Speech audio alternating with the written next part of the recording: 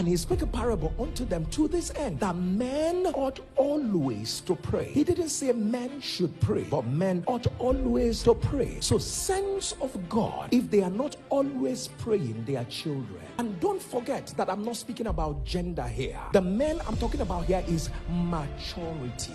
Because if you don't pray, you will become a prey, and the devil will play with you. Men ought always to pray. The interesting thing about it is the always. This widow went many times to the judge, and the judge did not answer her a word, but she will go back. Many times she did not get a word. The systems were against her, but she will go back. She continued praying, she continued interceding, and Jesus said, this is what I want to teach you about prayer. Even if you don't get an answer, go back. Even if nothing has happened yet, please go back. Let me tell you what happens when God tries to prune you and stretch you and take you through a process. What happens is how you grow, not what you get. It's the growth that happens in the inside of you. God didn't do me wrong. God only grew me. God didn't do me wrong. God only matured me. God didn't do me wrong. God only pointed me to my purpose. God didn't do me wrong, but God didn't just want me to live for myself.